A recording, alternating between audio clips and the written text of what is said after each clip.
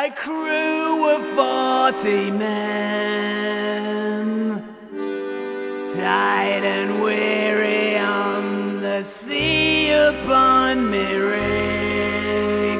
Ain't seen treasure for some weeks now, flying overhead. We see the bird of death. Hook and pistol, wind and sea, and blood oaths taken, sworn to be a corsair red of sword and hand, to die at sea and curse the land, overseas by steel and blood, for death at moontide's rising flood. Our hearts we'll quench like iron forged, in naught but stolen treasures hoard.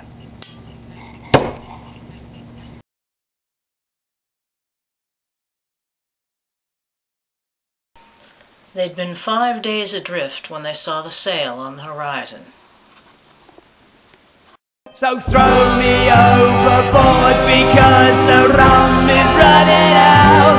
Every bed they need a drink before they slit each other's throats. A Vespa Feroz dropped below the scattered cloud deck, a lethal silver dart aimed at the heart of the whaling squadron. Her long sailing masts were folded tightly along the length of her bow. A black wasp, riding jagged lightning bolts, cut through the red striping and blazoned upon her nose.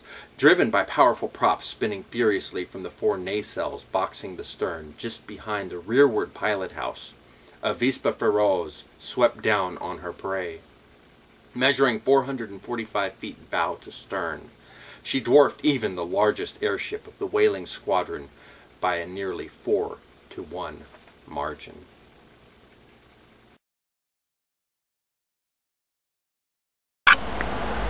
You could feel their heat. Not a metaphor, I don't mean that. I mean literally the room grew warmer when they were in it. They were both so powerful. Now here come the men, Captain, we're a hungry bunch. Please leave me alone. But why you doing this to us? Stars wheeling at his back. Captain Lowe comes on like bad weather, like something separated from nature, a different kind of force, one driven by rum and pain and vengeance, steel in his teeth, blood on his hand, his own, he's not sure, he doesn't really care, no time to stop and think about injuries, men felled, kills made. 2 weeks out of Liverpool on the Pride of the Mersey, the stink of gunpowder raking his nostrils, the sour taste of fear in his throat, madness rising. Arr!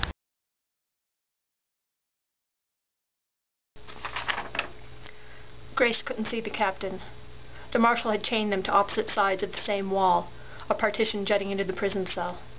She closed her eyes and imagined she could feel him through the foot of stone and mortar that separated them. Weak as a child and tired as death, she hung on the chains, iron manacles digging into her wrists.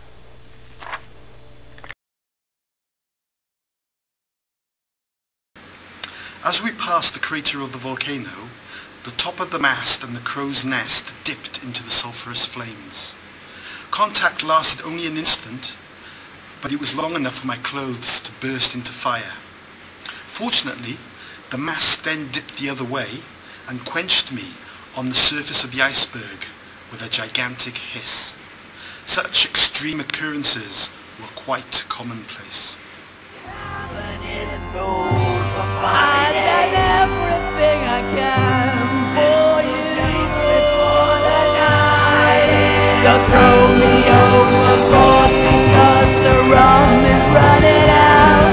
Empty men, they need a drink before they slit each other's throats.